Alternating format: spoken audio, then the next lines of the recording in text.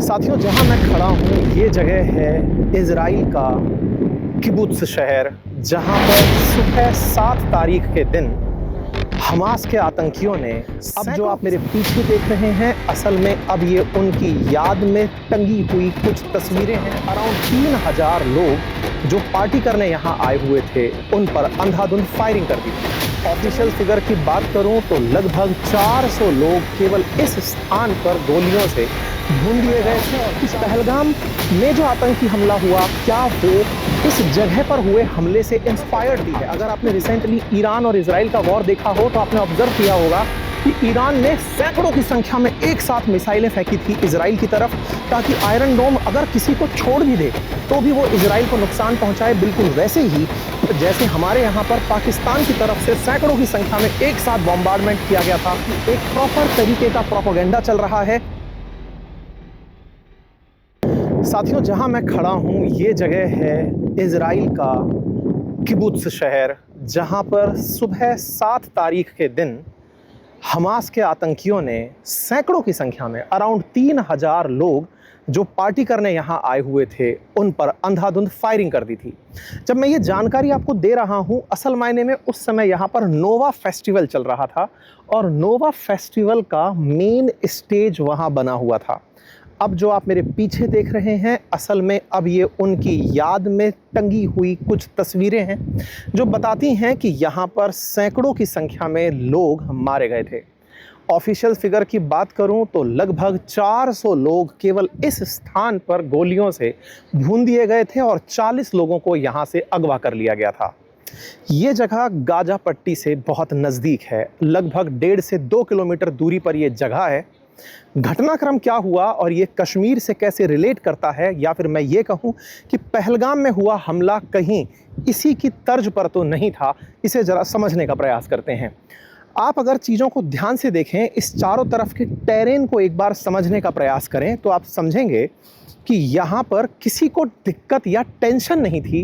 बिल्कुल वैसे ही जैसे पहलगाम में बैसारण घाटी पूरी तरह प्लेनर थी, बिल्कुल वैसे ही यह एक प्लेन एरिया था। ये एक ऐसा एरिया था जिसके बारे में किसी को चिंता इस बात की नहीं थी कि यहाँ पर कभी टारगेट किया जा सकता है, बिकॉज ये कोई बॉर्डर एरिया नहीं था। अब कहानी क्या थी मैं आपको बताता हूँ। असल में 6 अक्टूबर 2023 की रात फुल मून नाइट थी। फुल मून नाइट का मतलब है कि चांद पूरे शबाब पर होता है। आप चांद की रोशनी में अपनी लाइट्स कम करके डांस कर रहे होते हैं। बहुत से देशों में ये कल्चर है। जनरली जहाँ पर बीचेस हैं वहाँ पर इस तरह का कल्चर देखा जाता है। लोग अपने मनोरंजन के तरीकों में इसे मानकर चलते हैं। सुबह होने तक फुल मून नाइट पार्टी चलती हैं। सुबह होने से मेरा मतलब है कि जब सूरज की पहली रोशनी निकलेगी तब तक लोग डांस कर रहे होते हैं। इस जगह पर 3000 की संख्या में, आइए मैं आपको एक नंबर इधर की तरफ से दिखाने का प्रयास करता हूँ। आप इस अंदाजे से अंदाज़ा लगा सकते हैं कि यहाँ पर लगभग 3000 लोग थे जो पार्टी कर रहे थे। 3000 लोग party, full moon night party थी। सुबह का समय होने ही वाला था। सोचा जा रहा था कि जैसे ही दिन निकलेगा कुछ बहुत ज़बरदस्त होगा। हुआ क्या? हुआ ये कि यहाँ पर पैराग्लाइडर्स से, आप लोग कभी अगर पहाड़ी इलाकों में घूमने गए हों तो आप समझेंगे कि वहाँ पर ना आजकल पैराग्लाइडिंग कराई जाती है। मतलब एक 3 पहिए का, मैं आपको वीडियो का यहाँ पे रेफरेंस डाल दूँगा, आप उसे देखकर समझ जाएंगे। तो पैराग्लाइडर्स का एक 3 पहिए का टोला उड़ते हुए वहाँ से उतरने लगता है। गाजा पट्टी की साइड से उस तरफ से अगर आप देखें तो वहाँ से एक टोला पूरा पैराग्लाइडर्स का उड़ उड़ के इधर आने लगता है और सामने की तरफ वहाँ पर पूरा प्लेनर एरिया है, वो वहाँ लैंड करने लगते हैं। जब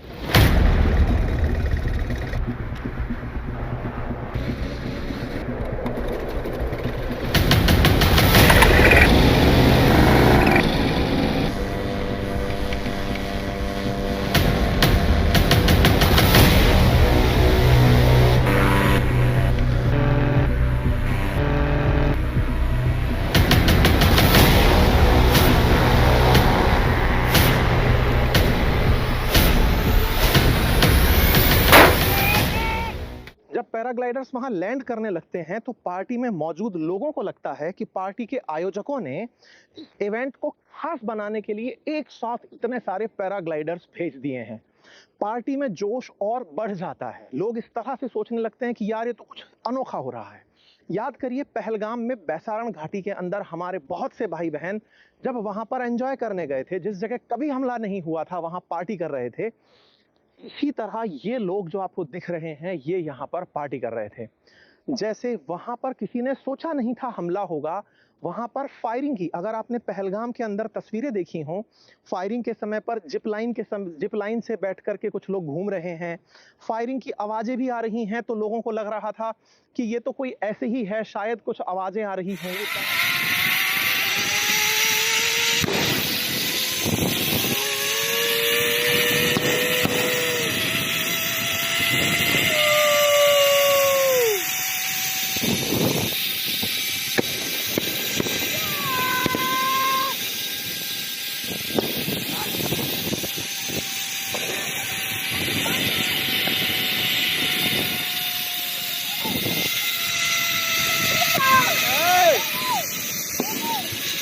होंगी बैसारण घाटी में। अगर आपने भारतीय पर्यटकों को देखा हो तो आपने रिलेट किया होगा कि वो अवेयर ही नहीं थे, उन्हें लग ही नहीं रहा था कि यहां हमला हो सकता है।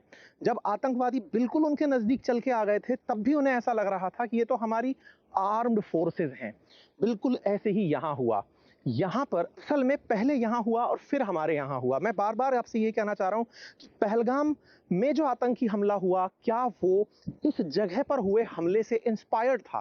क्योंकि कहीं ना कहीं मोडस ऑपरेंडी एक जैसी थी। एक जैसी से मेरा तात्पर्य है कि एक कम्युनिटी विशेष के खिलाफ एक साथ भारी भरकम अटैकर्स ने अटैक किया। पैराग्लाइडर्स जैसे ही उतर कर आए और फिर उन्होंने गोली चलाना शुरू जब किया तो धीरे धीरे भीड़ यहां से भागने लगी। ये आप मेरे पीछे मेन स्टेज देख रहे हैं, यहां पर कोई भी बंकर नहीं है। पेड़ों के बीच में ये पार्टी हो रही थी तो यहां छुपने की कोई जगह नहीं थी। जहां तहां लोग भागने तो लगे लेकिन छुप नहीं पा रहे थे। धमाधम गोलियां चले जा रही थी। मतलब बहुत ही दुखद ये था, जैसे पहलगाम में आतंकियों को यह पता था कि आर्म्ड फोर्सेस पहुंचने में देरी करेंगी। संभवतया इस जगह के बारे में भी आतंकियों को यह पता था कि यहाँ आर्म्ड फोर्सेस पहुंचने में देरी करेंगी। आप जानकर आश्चर्य करेंगे, जैसे हम थोड़ी देर पहले किबुत्ज में थे जहां पर आर्म्ड फोर्सेस को पहुंचने में 6 घंटे लगे थे, यहाँ सुबह 6:30 बजे हमला हुआ है, 2:30 बजे जाकर आर्म्ड फोर्सेस पहुंची है। क्यों? क्योंकि पार्टी प्लेस पर किसी ने नहीं सोचा था कि इतना भीषण हमला हो जाएगा। ये कल्पना से परे था। जब हम इजरायली डिफेंस के लोगों से बात कर रहे हैं तो उनका मानना है कि हमारी जो अब तक की सबसे बड़ी फेलियर्स हैं, मतलब जब से इजराइल बना है तब से अगर आर्म्ड फोर्सेस के बड़े फेलियर्स में काउंट किया जाए तो ये हुआ 7 अक्टूबर का हमला था, जिस समय हमें बिल्कुल आइडिया नहीं था।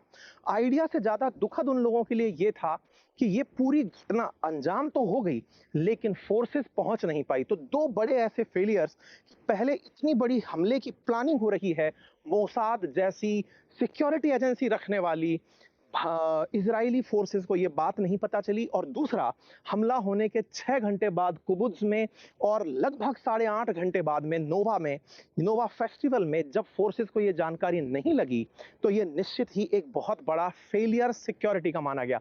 और उसके पीछे रीजन भी था, इजरायलियों को यह विश्वास हो गया था कि हम पर अब कौन ही हमला कर सकता है, हम बड़े अच्छे से रहते हैं, सबको हमारी पावर का अंदाजा है। ये बिल्कुल वैसा ही है जैसे हमारे देश में 2019 के अंदर जब से 370 हटा, उसके बाद लोगों में कहीं ना कहीं ये विश्वास हो गया था कि कश्मीर अब टूरिज्म के लिए बहुत अच्छा हो गया है। विश्वास बहाली हो चुकी थी कि कश्मीर में अब कुछ गलत नहीं हो सकता। आर्म्ड फोर्सेस ने सबको इतना अच्छे से आगमन कर दिया। हम और आप जैसे लोग लगातार चर्चाएं ये कर रहे थे कि यहाँ पर अब आतंक की कोई चिंता नहीं है, लेकिन जो हुआ वो आपके सामने था।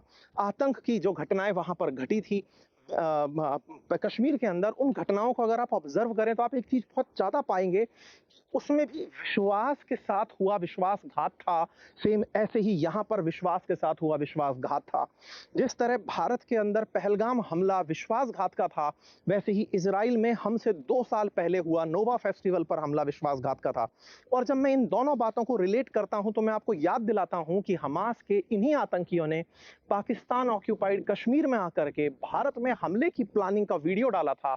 और अगर आप ऑपरेशन सिंदूर के बाद में पाकिस्तान की तरफ से आ रही फायरिंग्स को आपने देखा हो तो आप पाएंगे कि उन्होंने एक साथ मल्टीपल बैलिस्टिक मिसाइल्स को छोड़ा था। बहुत सारी ऐसे एम्यूनेशंस भारत की तरफ फेंके थे ताकि भारत की जो सिक्योरिटी सुरक्षा कवच जो हमारे द्वारा लगाई जा रही है, सुरक्षा कवच जो था हमारा S-400 वो जो अपनी एक्यूरेसी में 99.1% या 4% के आसपास काम करता है, तो 0.6% भी फेलियर अगर हो और वो फेलियर पूरी तरह से भारत को नुकसान पहुंचा सके, बिल्कुल ऐसे ही जैसे इजराइल के पास में आयरन डोम है, लेकिन उस आयरन डोम को नाकामयाब करने के लिए उन्होंने लो लाइन तरीके से अपने पैराग्लाइडर्स को उड़ाया और उन पैराग्लाइडर्स को उड़ा करके यहाँ पहुंचे, क्योंकि आयरन डोम हीट सेंस करता है और वो हीट पर रिएक्ट करता है, लेकिन पैराग्लाइडर्स अगर उड़कर आ रहे हैं तो वो उन पर रिएक्ट नहीं करता है। इसी कारण से आयरन डोम यहाँ पर काम नहीं कर पाया था। ये बहुत बड़ा सवाल है कि आयरन डोम से ये इनको क्यों नहीं बचा पाए, क्योंकि आयरन डोम को हीट सेंस करनी थी। हीट सेंस के अभाव में यहाँ पर हुए हमले को वो बिल्कुल भी सेंस नहीं कर पाया था। और चूंकि हमास का मॉडस ऑपरेंडी है, अगर आपने रिसेंटली ईरान और इजराइल का वॉर देखा हो तो आपने ऑब्जर्व किया होगा कि ईरान ने सैकड़ों की संख्या में एक साथ मिसाइलें फेंकी थी इजराइल की तरफ, ताकि आयरन डोम अगर किसी को छोड़ भी दे तो भी वो इजराइल को नुकसान पहुंचाए। बिल्कुल वैसे ही जैसे हमारे यहाँ पर पाकिस्तान की तरफ से सैकड़ों की संख्या में एक साथ बॉम्बार्डमेंट किया गया था, और वो बॉम्बार्डमेंट जब हम पर हुआ तो उसमें से जो बच गया उसने हमारे जम्मू के अंदर कुछ शहरों को, हमारे बॉर्डर एरियाज में कुछ जगहों पर हल्के फुल्के नुकसान पहुंचाए। ये जो रिजेम्बलेंस है, पहले पहलगाम में हमला होना, पहले यहाँ हमला होना और फिर पहलगाम में हमला होना, बिल्कुल हमास मॉडस ऑपरेंडी के थ्रू यहाँ पर अटैक होना, एक रिलीजन विशेष को टारगेट करना, बिल्कुल वैसे ही भारत के अंदर पहलगाम में हिंदुओं को टारगेट करना, ये दर्शाता है कि एक प्रॉपर तरीके का प्रोपेगेंडा चल रहा है। ये तैयारियां हैं बहुत बड़े स्केल पर भारत को नुकसान पहुंचाने की। मैं समस्त भारतीयों से आह्वान करूंगा कि जब जब राष्ट्र के मुद्दे हों हम सब एकजुट हों, हमें दुश्मन से लड़ना है, आपस में नहीं। दोस्तों, अभी मैं जिनके साथ खड़ा हूं ये 7 अक्टूबर के अटैक में बचे हुए सर्वाइवर हैं। आइए आज हम इनसे बात करते हैं और जानते हैं कि इनके इमोशंस क्या थे उस समय जब ये घटना घटी, क्योंकि किसी के द्वारा ऐसे भीषण क्षण को अपनी आंखों में कैद करने के बाद उसकी फीलिंग्स क्या होती हैं, हम वो जानने का प्रयास करेंगे। Ma'am, you are very much fortunate that you survived and very much misfortunate because you lost your beloved. So we as an Indian shares your pain, and we have deep condolences to you, and we are very much happy that you are sharing your feelings with us. Thank you for kind cooperation. May I continue? Sure. Okay. What's your good name, ma'am? Khen. Makhel. Khen. Okay. So, ma'am, what does that actually happen on that moment when you feel that you survived? How does that feel you?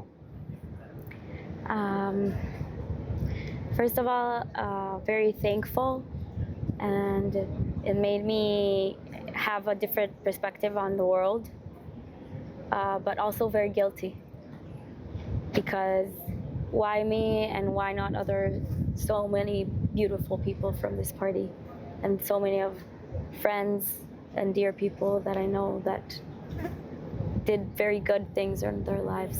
Yeah, I can feel the pain of yours, but actually whenever we see just an accident and we were there, we just get into panic, and that panic haunts us a lot. So I can feel your pain. Secondly, ma'am, when you survived, you were lying on floor, or you were just running from that side? At the beginning, we were lying on the floors. We looked for places to hide, and in bushes, of course. And then we started running towards the car, and we were running, and we were driving between terraces on the road. So everyone was screaming at the time? Yeah. Yeah, okay. So fear, how long haunted you? A very long time. Very long time. Have you yet came out of it? No. No. I stopped working. I haven't been working ever since. I'm Okay, still. I'm so sorry. Yeah. Yeah. Okay, ma'am, it's nice talking to you. We have seen your total video, and we will share that to our audience. And it was nice meeting you, ma'am. May God give you all strength. Thank you. And we all are with you. Thank you. बस इसी के साथ फिलहाल के लिए इतना ही। धन्यवाद।